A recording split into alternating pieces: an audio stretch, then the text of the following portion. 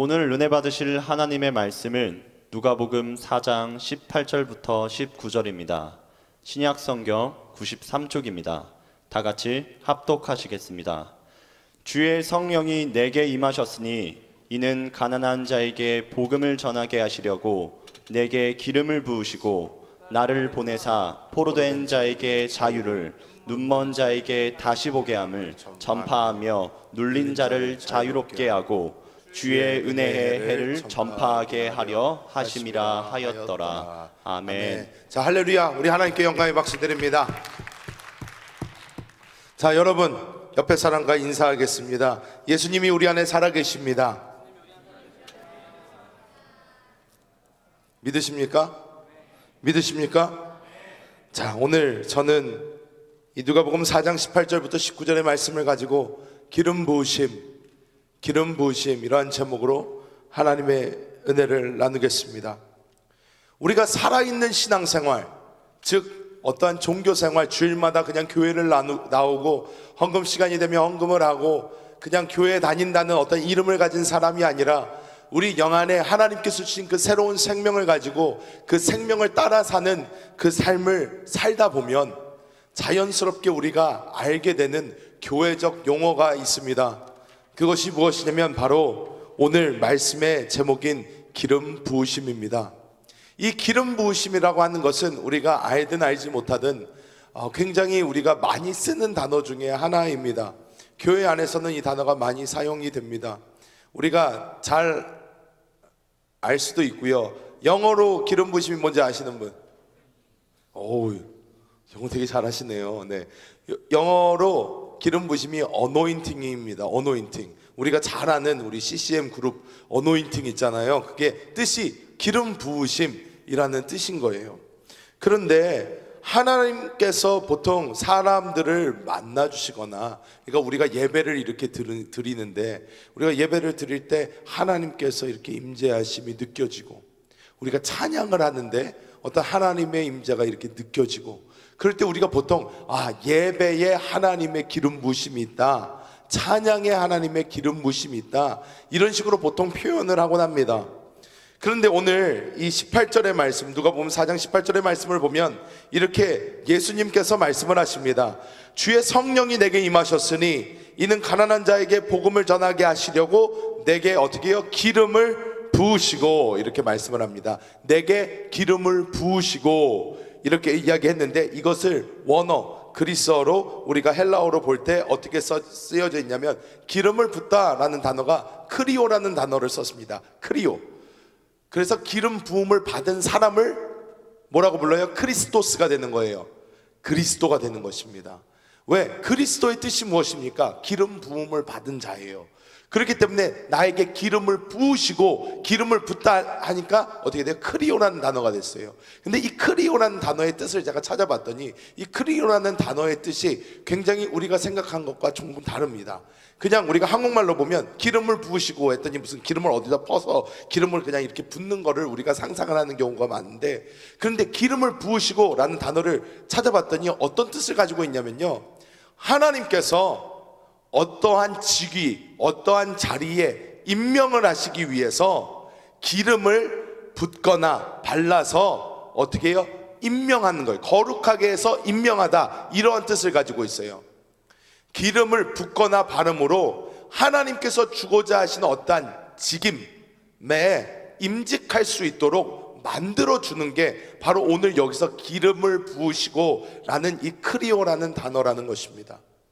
즉 우리는 보통 하나님의 어떠한 임재를 느낄 때에, 하나님의 어떠한 기분을 느낄 때에 우리는 이 기름 부으심이라는 단어를 많이 쓰는데, 사실 기름 부으심이라는 단어는 단지 그냥 어떠한 느낌이 아니라, 기름 부으심이라는 것은 우리로 하여금 하나님의 어떠한 일, 하나님의 어떠한 직임을 감당하게 하기 위해서 하나님이 우리에게 주시는 임명장과 같다는 것입니다.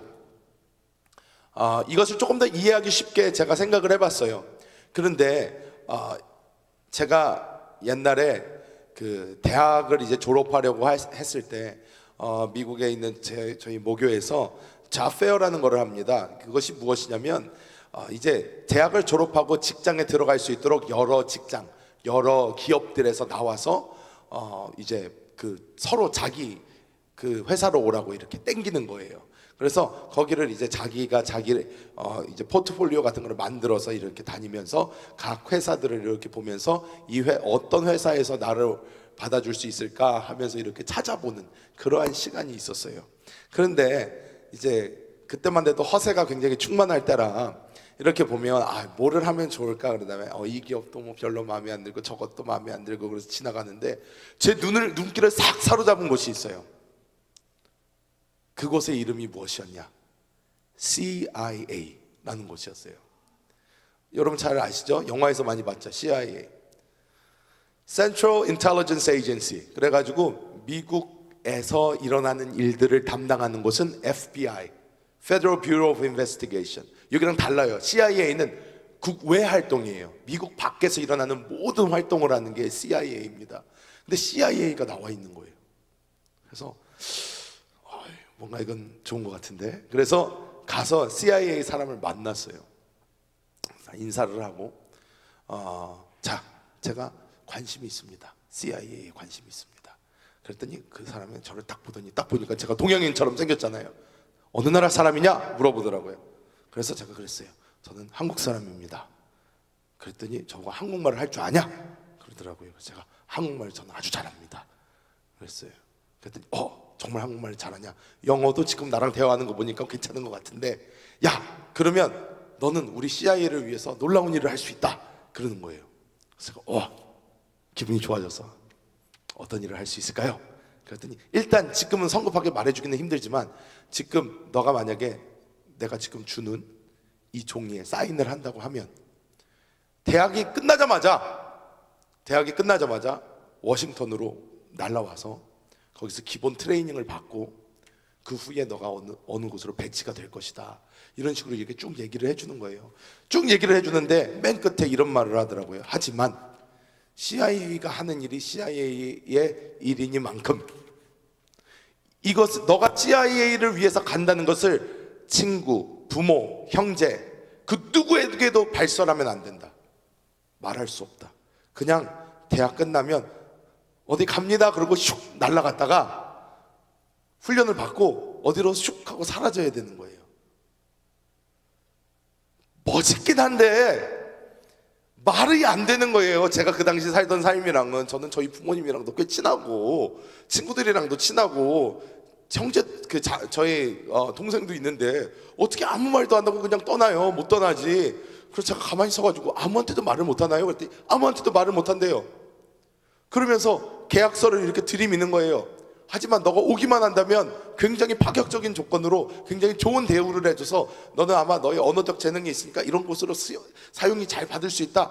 야, 여기 사인을 해라 그러는데, 거기에는 이제 내가 해도 될 거, 하면 안 될 거에 대한 모든 것이 있고 마지막에 이제 사인을 할 수 있게 돼 있는 거예요. 그런데 그것을 딱 보자마자 제가 겁이 덜컥 나가지고 좀 생각 좀 해봐야 되겠습니다. 그랬더니 그러면 생각해 보면서, 이거를 보면서 생각을 하라고 CIA 배지를 하나를 줬어요. 이렇게 다는 배지 하나를 이렇게 딱 줬어요. 그래서 제가 그걸 딱 들고 집으로 왔던 기억이 납니다.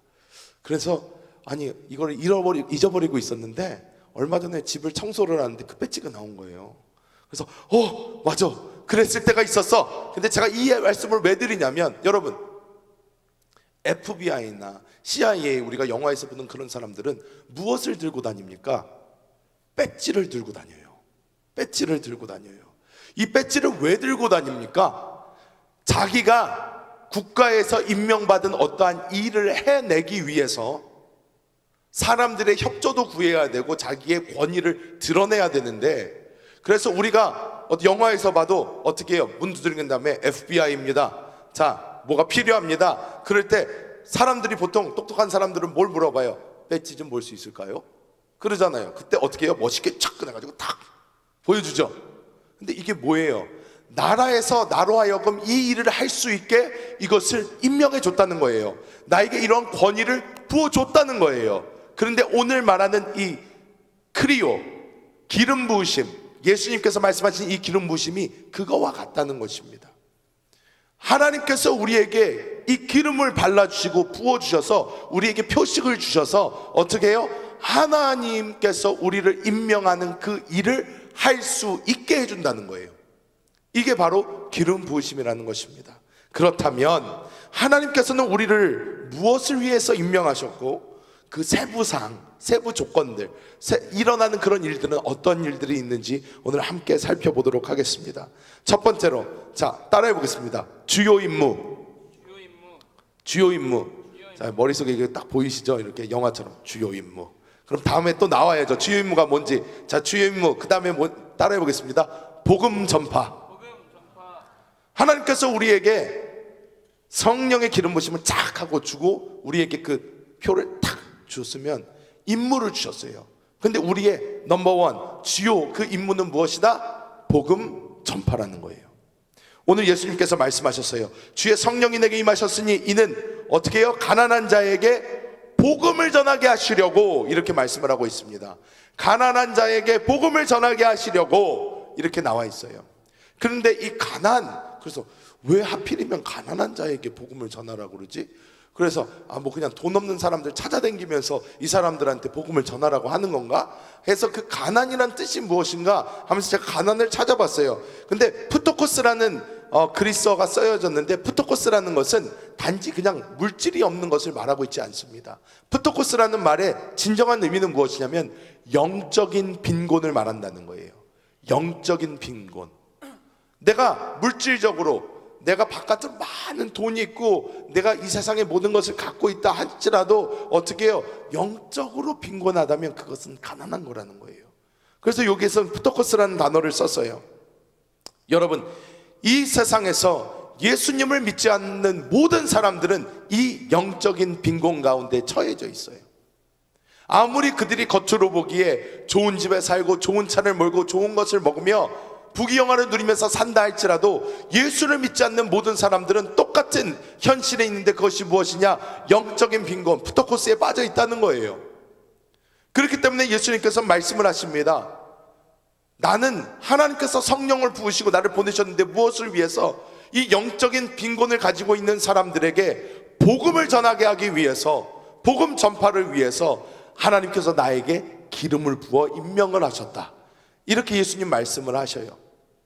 그래서 예수님 말씀을 하셨는데 그래서 우리 안에 누가 계십니까? 우리 안에 주 예수가 계시단 말이에요. 그리스도 예수의 복음이 있단 말이에요. 주 예수의 복음이 무엇입니까?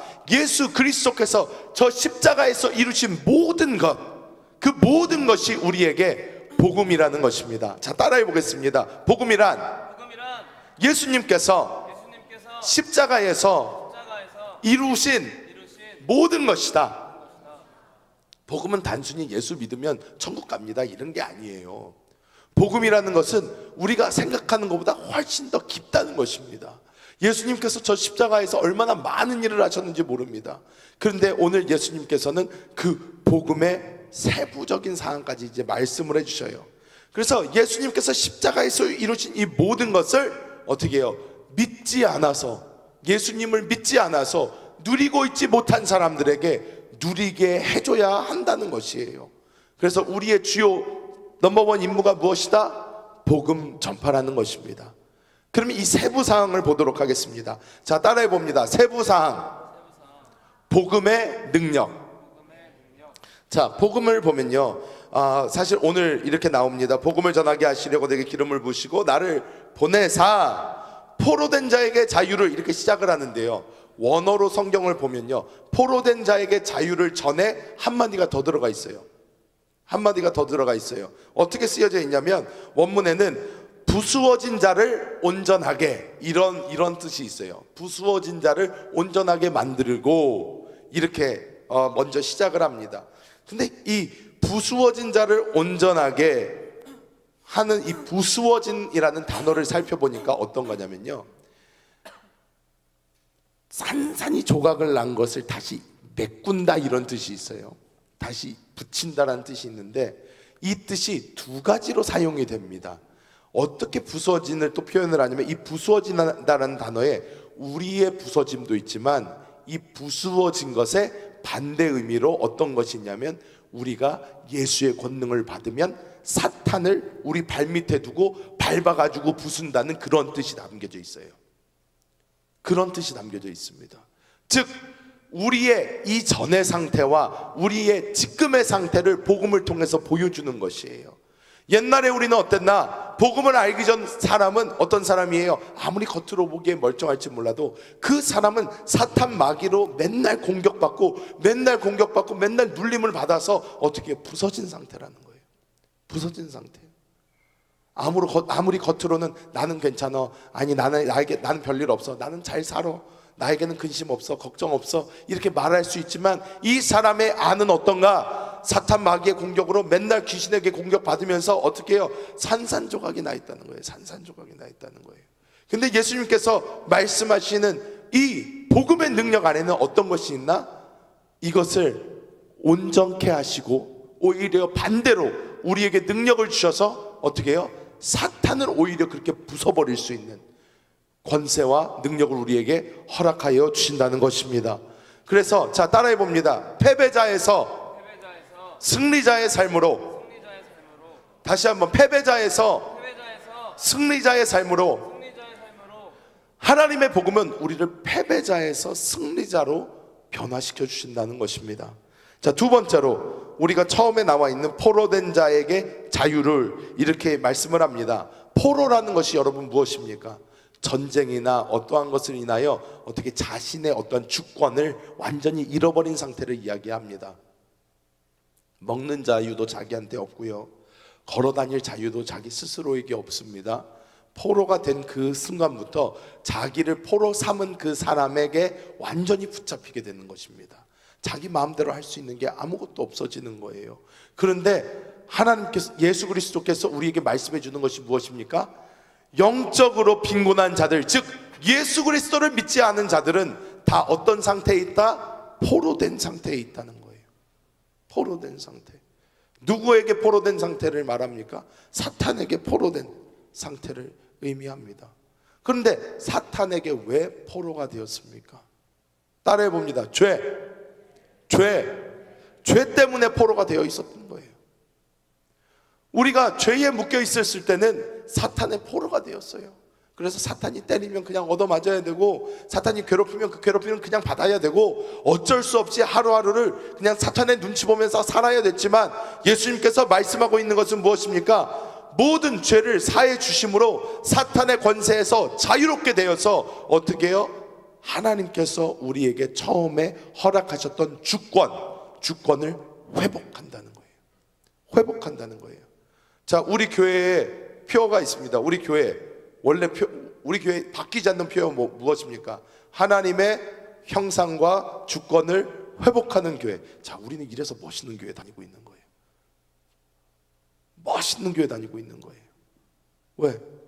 예수님께서 복음을 통해서 이루고자 하신 일이 바로 이거기 때문이에요. 우리 사람은 주권을 빼앗긴 상태로 있었단 말이에요.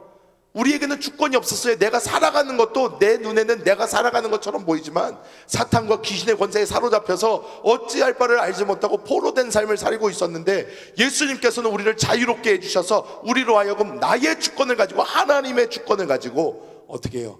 그 주권을 회복하여서 이 땅을 하나님이 원하시는 모습으로 살 수 있게 하셨다는 것입니다. 그래서 이 두 번째는 중요한 것, 네 글자로 줄여보면, 자 따라해 봅니다. 주권 회복. 나에게 내가 잃어버렸던 그 주권을 회복시켜 주셨다는 것입니다. 세 번째로 뭐라고 합니까? 포로된 자에게 자유를, 그 다음에 눈먼 자에게 다시 보게 함을 전파하며, 이렇게 나옵니다. 눈먼 자에게 다시 보게 함을 전파한다. 근데 이 눈먼 자라는 걸 제가 찾아봤어요. 그래서 저는 왜 장님을, 그냥 예수님께서 이 땅을 살아가셨을 때 눈먼 자들을 많이 고치셨으니까, 그래서 예수님이 그냥 눈먼 자를 많이 고치셨으니까 이 장님들을 이야기하는 건가? 그런데 이 말을 찾아보니까요, 헬라어로 투플로스라는 단어를 썼는데, 투플로스라는 이 단어는요 너무 신기한 단어예요. 왜? 우리는 눈먼 자라고 하면 그냥 보통 그냥 눈이 안 보이는 그런 사람을 생각을 하잖아요. 눈먼 사람을 생각을 하는데, 장님을 생각을 하는데, 투플로스라는 단어는요 두 가지 의미가 있어요. 겉으로 눈먼 사람을 뜻하기도 하지만 영적으로 눈이 멀어 있는 사람도 나타내는 단어가 이 투플로스라는 단어예요. 영적으로 눈이 멀어 있는 사람을 이야기한다는 거예요. 그러면 영적으로 눈이 멀어 있는 사람, 이것은 도대체 무슨 뜻일까요? 우리는 이 땅을 태어나면요, 우리 부모님으로부터 똑같은 교육을 받습니다. 굉장히 똑같은 교육을 받아요. 제가 어떻게 아나? 우리 교회를 보면요, 우리 교회 어떻습니까? 우리 교회 권사님들도 계시고 연세 많으신 분들도 계시고 지금 젊은 애기 엄마 아빠들도 있어요. 여기도 계신데, 자, 우리 권사님들한테 제가 옛날에 이런 질문을 했어요. 자, 우리 권사님들, 우리 손주들을 보면 너무 이쁘시죠? 그러면 네, 아유, 우리 손주 제일 이뻐요. 진짜 이쁜 것 같아요. 그러면서 막 또 손주 자랑을 막 하셔요. 그래서 자, 이제 그만하시고, 자, 네, 그러면 그 손주들한테 가장 많이 하는 말씀이 무엇입니까? 물어봤어요. 손주한테 가장 많이 뭐라 그러세요? 그랬더니 할머니들이 다 뭐라 그러냐면 공부 열심히 하라고 하죠. 그래요. 제가 그래서 물어봤어요. 아니, 공부 열심히 하라고 왜 하십니까? 그랬어요. 그랬더니 발끈하시면서 권사님들이 그러는 거예요. 아니, 제가 왜 그러겠어요? 잘 되라 그러지. 그러는 거예요. 공부 열심히 하라고 왜 그러냐 그랬더니 잘 되라 그런대요. 그래서 제가 물어봤어요. 그럼 잘 되는 게 뭡니까? 그랬어요. 그랬더니 뭔가 목사님한테 말리고 있는 것 같다 생각이 딱 드니까 권사님들이 그때부터 현명하게 웃으시더라고요. 하하하 그러면서 이렇게 말씀을 흐리세요. 그런데 보면요, 우리 다 똑같아요. 부모님들도 뭐라 그럽니까? 자녀들한테 막 공부 열심히 하라 그래요. 공부 열심히 하라고 그럽니다.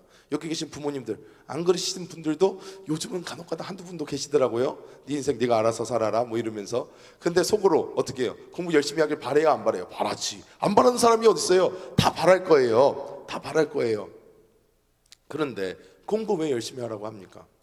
세상이 우리 사람들에게 준 어떤 프레임이 있어요. 프레임. 무슨 프레임이냐? 성공의 프레임, 행복의 프레임, 이런 게 있어요. 그래서 우리 사람에게 알게 모르게 이 프레임을 갖다가 어렸을 때부터 심어줘요. 어떻게 심어주냐? 이렇게 계속 얘기를 합니다. 공부 열심히 하면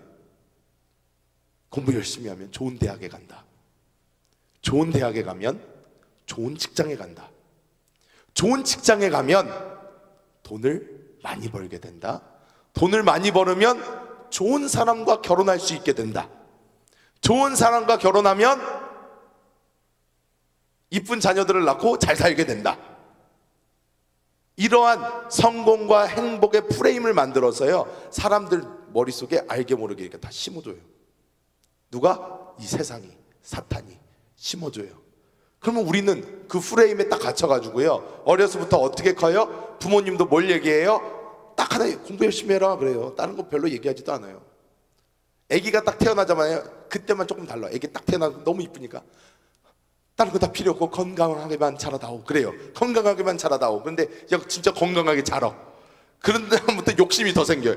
그냥 계속 건강하게만 자라다오. 이런 부모 없어요. 건강하면 그 다음에는 플러스 알파 원하기 시작해. 뭐 공부 열심히 해라. 근데 이게 무엇이다? 프레임이라는 거예요. 여러분, 그러면 부모님 말씀대로 공부 열심히 해요. 공부 열심히 해서 좋은 대학에 가요. 좋은 대학에 가서 좋은 직장에 가요. 좋은 직장에 가서 돈을 많이 벌어요. 그래서 결혼까지 했어요. 여러분, 그러면 행복한가요? 제가 그래서 오히려 물어봤어요, 권사님들한테. 그때 권사님들은 자녀들이 이러한 지위가 있는 것이 중요한지, 아니면 손주들이 행복한 게 중요하세요? 둘 중에 뭐가 중요하세요? 그러면 아니, 이렇게 되면 이렇게 행복한 거 아닌가요? 여러분, 어떤가요? 이렇게 되면 행복할까요? 아니에요. 아니에요.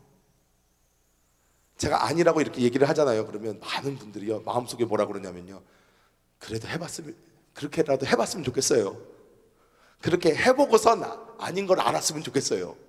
이렇게 생각을 대부분 하세요. 아이, 목사님, 일단 한 1,000억 벌어보고 그 다음에 아, 돈이 많아도 행복하지 않구나를 그냥 그때 알았으면 좋겠어요. 일단 1,000억 벌고 그 다음에 아, 그래도 안 행복하구나 이랬으면 좋겠어요. 여러분, 진짜요? 그러시면 좋겠어요? 일단 1,000억이 있어보고 그 다음에 아, 이거 안 행복하구나. 아니라는 거예요. 여러분, 우리의 행복은요, 자, 따라해 봅니다. 하나님만 주실 수 있다. 이유가 있어요. 영적으로 눈이 멀었다는 것은 무엇이냐면요, 세상의 이런 프레임에 갇혀서 이게 있어야지 내가 행복할 거라고 생각하는 거예요. 그러니까 우리는 자꾸 그거를 잡으러 가는데, 그걸 잡으러 가다 보니까 뭐를 잃어버려요? 나에게 진짜로 행복을 줄 수 있는 게 무엇인지를 잃어버린단 말이에요. 근데 나에게 진짜 행복은 누가 줄 수 있나? 나를 나로 만든 그분을 알아야지, 그분을 만나야지, 그분으로 채워져야지 우리가 행복해질 수 있다는 거예요. 하나님이 우리를 만드셨어요. 어떻게 만드셨나? 영적인 존재로 만드셨어요. 우리를 동물로 만들지 않았다는 거예요. 우리가 그냥 잘 먹고 잘 입고 잘 자고 좋은 집에서 있으면 행복해지는 사람들이 아니에요. 여러분, 솔직히 말해서 지금 여기 앉아 계신 여러분들 중에서 집이 없고 매끼니가 없고 그런 분이 어디 있습니까? 지금 대한민국에서 살고 있는데, 지금 오늘 어디 가서 주무실 곳 있잖아요. 그리고 몇 끼니마다 먹을 거 있잖아요. 그런데 여러분 지금 행복하십니까? 나는 행복하다라고 말씀하실 수 있습니까? 사탄이 우리를 이 영적인 이상한 세상적 프레임에 가둬놓았기 때문에 사람들은 자기가 필요한 게 다 있음에도 불구하고 부족함을 느껴요. 아직 모자러, 더 있어야 돼, 아직도 안 돼, 조금 더 해야 돼, 조금 더. 언제까지요? 언제까지 더 해야 됩니까? 여러분, 언제까지 더 있어야 됩니까? 목사님 그래도 한 1,000억은 벌어야죠. 그래야지 내가 좀 있다고 하고 좀 쉴 수 있죠. 여러분 1,000억 벌면 그 말씀 하실 수 있을 것 같습니까? 절대 못 그래요. 사람이란 존재가 그래요. 왜? 물질이란 것은요, 아무리 쌓아도요 우리에게 만족을 주지를 못해요. 안정을 주지를 못해요. 그렇기 때문에 하나님께서는 예수님으로 하여금 어떻게 진정한 복음을 깨닫게 하여서 그 프레임을 깨버리고 그 안에 있는 진정한 행복을 보게 하시는 거예요. 어떤 것이 행복이다? 내 안에 하나님께서 살아계신 게 행복한 거예요. 이걸 느끼면 행복해져요. 왜? 세상의 모든 건 다 변하거든요. 지금 우리 눈에 영원할 것 같은 부귀 영화 다 없어져요. 아무것도 아니에요. 그런데 우리 이 세상 전체가 다 변하고, 나의 육신에 무슨 병이 오고 이 세상에 무슨 풍조가 무너지고 이 세상에 있는 모든 회사가 다 망한다고 해도 내 안에 변하지 않는 게 있는데, 이것이 무엇이냐? 하나님의 생명이라는 거예요. 이거 변하지가 않아요. 그러니까 우리는 이 생명 바라보고 살면 어떻게 해요? 계속 똑같이 행복해 할 수가 있어요. 똑같이 행복한 거예요. 그러니까 예수님께서 어떻게 해요? 이 세상 바라보면서 이 세상의 프레임에 갇혀서 불행하게 살고 있는 그 사람들에게, 야, 이것은 가짜다, 진짜는 내가 너에게 주는 생명이야, 자 이거 받으면 너 행복하게 살 수 있어 하면서 예수님은 주신다는 것입니다. 우리는 그 생명을 받아야 됨을 믿습니다. 자, 그 다음에 눈먼 자를 다시 보게 하고 눌린 자를 자유롭게 한다, 이렇게 써져 있어요. 눌린 자를 자유. 여기서 보면 아까 거는요, 원문의 맨 처음에 부서진 거를 온전하게 라는 거가 있었다고 그랬잖아요. 근데 그거랑 비슷한 말인데 다른 단어가 쓰여졌어요. 이것도 이렇게 조각이 난 건데 그 조각된 것을 다시 이어준다는 뜻이 똑같이 있어요. 그런데 이것은 어떤 거냐면, 우리가 예수님 안에 있으면요, 예수님 안에 있으면 우리가 부서졌던 우리 안에 있는 관계, 부서졌던 어떤 우리의 건강, 우리 안에 부서졌던 그 모든 것이요, 예수님으로 말미암아 우리가 영 안에 거할 때 어떻게 해요? 이것이 다시 치료가 된다는 거예요. 치유가 된다는 거예요.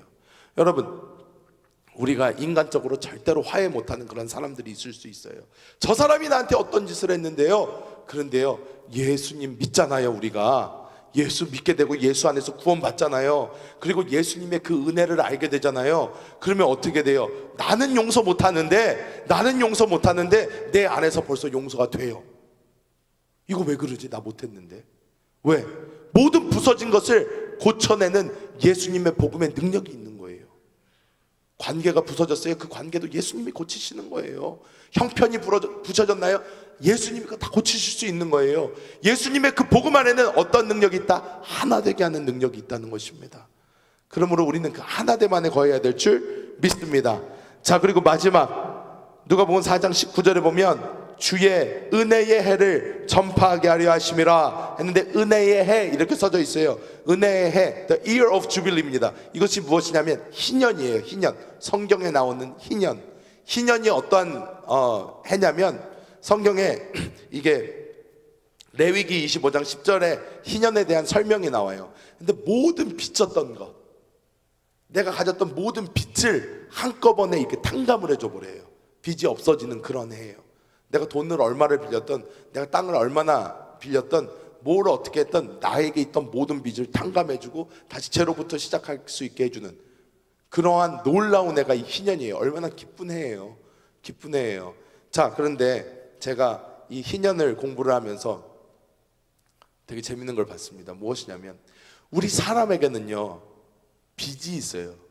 근데 이 빚이라는 게 태어나면서부터 있어요. 원죄라고 들어보셨을 것입니다. 원죄 어떤 거예요? 우리가 가지고 태어나는 죄예요. 어디서부터 오는? 아담으로부터 물려 내려오는 죄예요. 자, 그런데 아담으로부터 계속해서 빚을 졌어요. 계속 빚을 졌어요. 빚이 있으니까 자, 아담으로부터 한 100억씩 빚을 졌어요. 쭉 해서 지금 우리까지 왔어요. 부모님의 빚, 부모님의 빚, 부모님의 빚. 그래서 제가 숫자 공부를 한번 해봤어요. 여러분, 숫자가 우리가 부르는 거 있잖아요. 일십, 백, 천만, 그리고 억, 조, 그 다음에 뭐죠? 경, 그 다음에 뭔지 알아요? 해. 여기까지는 보통 알죠? 해까지. 근데 이게 해라는 게 10의 20승이래요. 20승. 10의 20승. 무슨 이해가 가시죠? 자, 우리 수학 선생님들 이해가 가시죠? 10의 20승. 이게 해래요. 근데 10의 우리가 인간적으로 쓰는 숫자 중에서 가장 큰 숫자 10의 72승이 있대요. 여기까지 이름이 있어요. 이 다음엔 이름이 없어. 10의 72승. 10의 72승이 뭐라고 불리는지 아시는 분? 아시는 분? 네? 아니요, 그거 넘어요. 그거는 72승 안 돼. 무량수인가 그거 안 돼요. 그거는 전이야. 72승이 끝이야. 근데 이 끝은 뭐라고 불렀냐면요, 한번 오늘 배워볼까요? 겁이래요. 겁. 자, 그러면 빚이 아담 때부터 쫙 쌓였으면 우리에게 만약에 1겁 공이 72개가 있는 거예요. 자, 1겁 73개지. 1을 하건 다음에 73개의 공이 있는 거예요. 1겁의 빚이 있다고 쳐봐요. 태어났는데 우리가 1겁의 빚을 갚을 수 있습니까? 못 갚아요. 온 세계 모든 물질을 다 갖다 부어도 못 갚아요. 못 갚죠? 못 갚는단 말이에요. 그런데 우리가 태어나서 죄를 한번 질 때마다 거기다가 우리가 1,000만 원씩 또 빚을 늘리는 거예요. 자, 그래서 여러분, 우리가 죽어요. 죽었어요. 죽어서 하나님의 심판대 앞에 서요. 딱. 그랬더니 사탄 마귀가 저기서 기다리고 있어요. 사탄이 딱 서가지고 잘 왔다 그러면서 일단 너희 아버지의 쭉 가가 아담 할아버지부터 너까지 쭉 내려온 원죄, 그 값이 정확하게 1겁이었다. 1겁인데 너가 살아오면서 어이 죄 많이 졌네, 너 잘했다. 자, 너가 정확하게 300억의 빚을 더 졌어. 그래서 1겁 300억의 빚이 있다. 갚을 수 있냐? 사탄이 그래요. 그럼 우리 뭐라 그래요? 보니까 세상에서 입었던 옷도 다 없어졌고, 금덩이 하나 쥐고 올라가는데 금덩이도 안 집어져가지고 못 갖고 오고, 그냥 영혼만 이루고 있어요. 그럼 뭐라 그래요? 아니요, 갚을 능력 없는데요. 그러는 거예요. 그러면 잘 됐다, 나랑 같이 가자 그러면서 마귀가 딱 잡고 딱 끌고 가려고 그러는데, 어떻게 이 땅에서 우리가 예수님을 믿었어. 그때 예수님께서 멋있게 등장을 하십니다. 잠깐! 빚이 얼마라고? 요즘 빚이 좀 많네. 1겁 300억 정도 됩니다. 그랬더니 잠깐만, 나 믿었지? 야, 너 나 믿지? 네, 믿습니다 주님. 나 예수님 믿었어요. 걱정하지 마. 착, 수표 꺼내서 예수님 쓰십니다. 1겁 300억 예수 그리스도 쫙 해서 예수님 그 수표를 사탄 얼굴에 탁 던지면서 예수님이, 자, 1겁 300억 내가 갚았어.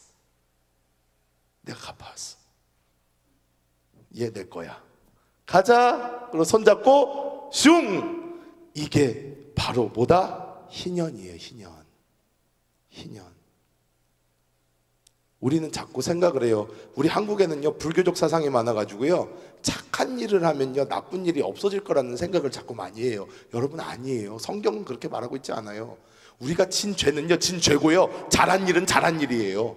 전혀 상관없어요. 내가 착한 일을 많이 했다고 내가 진 죄를 깎아주지 않아요. 착각하지 마세요. 성경 그렇게 말하고 있지 않아요. 나의 죄에 대한 값은 오직 생명으로만 낼 수 있어요. 그런데 나의 생명은 이미 빚이 많아서 별로 가치가 없어요. 그런데 예수님께서 어떻게 해요? 죄도 흠도 없으신 그분께서 하나님의 아들이 우리를 대신해서 어떻게 십자가에서 자기 목숨을 주셨다는 거예요. 우리의 모든 죄를 용서하셨다는 거예요. 그러므로 우리는 희년, 그러면 우리 너무 좋아야 되는 거예요. 왜? 내가 도저히 갚을 수도 없고 할 수도 없는 것을 어떻게 해요? 예수님께서 이루어 주셨다는 거예요. 그런데 표정이 왜 그러세요? 좋지 않으세요? 좋아야 돼요. 최고해야 돼요. 아 예수님 감사합니다. 여러분 통쾌하지 않으세요? 사탄의 얼굴 그림이 안 그려지세요? 맨날 저래 그러면서 예수님 그러지 않겠어요? 우리는 그것을 보아야 되는 것입니다. 마지막으로 말씀을 맺도록 하겠습니다. 여러분 이 기름 부으심의 가장 중요한 게 무엇일까요? 기름 부으심의 가장 중요한 것, 그것은 자 따라해 볼까요? 주님이 나와 늘 함께 하신다. 우리가 전에 임마누엘을 배웠잖아요. 하나님이 우리와 함께 하신다.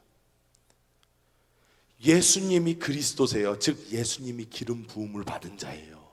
예수님이 그 자체예요. 근데 그 주님이 어디 계시다? 내 안에 계시다는 거예요. 내 안에서 어떻게 해요? 그 기름 부으심을 계속 흘려보내고 계신 거예요.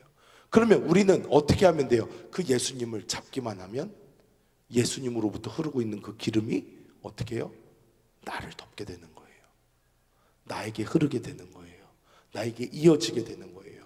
나도 기름 부으심으로 충만하게 되는 거예요. 우리는 자꾸 이 세상을 살아가면서 하나님 나 혼자 살기 너무 힘들어요. 너무 외로워요. 나 너무 힘든 것 같아요. 세상 왜 이렇게 어렵나요? 하면서 살 때가 너무나 많아요. 하지만 예수님께서 말씀하세요. 아니야, 난 한순간도 너 떠난 적 없다. 너 안에서 계속 이 기름 흘려보내고 있어. 내 손 잡아, 내 옷자락이라도 잡아. 어떻게? 나에게 흐르고 있는 이 기름 부음이 너에게도 있을 거고, 그러면 너는 능력 받아서 어떻게 해요? 복음 전파의 사명 감당하면서 이 세상에서 지금 사로잡혀 있는 이 모든 것 자유롭게 하면서 하나님의 능력 있는 그리스도인으로 사용받게 될 거야. 주님 말씀하십니다. 주님 우리와 함께 하십니다. 주님 우리와 함께 하십니다. 여러분 믿으시기 바랍니다. 보시기 바랍니다. 그러면서 어떻게 해요? 기뻐하시기 바랍니다. 왜? 예수님이 나와 함께 하는 것보다 더 큰 선물은 없는 거예요. 더 기쁜 건 없는 거예요. 그 주님과 함께 동행하시는 여러분 되시기를 예수님의 이름으로 축복합니다. 기도합니다. 하나님, 주님께서 우리에게 그 놀라운 빛을 부어주심을 감사합니다. 하나님, 주님이 우리 안에서 계속해서 하나님 그 놀라운 기름 부으심으로 함께하고 계심을 감사합니다. 아버지, 우리의 힘으로는 어떻게 할 수 없는 이 세상을 주님께서 우리를 위해 오셨고 우리 안에 살아주셔서 우리로 하여금 하나님의 그 기름 부으심을 가지고 복음 전파하며 하나님의 능력 있는 그러한 삶 살 수 있게 하여 주신 것을 감사합니다. 늘 그 주님만 바라보고 그 주님만 붙잡기 원합니다. 하나님, 우리에게 날마다 성령으로 기름 부어 주시옵소서. 감사드리며 예수님의 이름으로 기도합니다.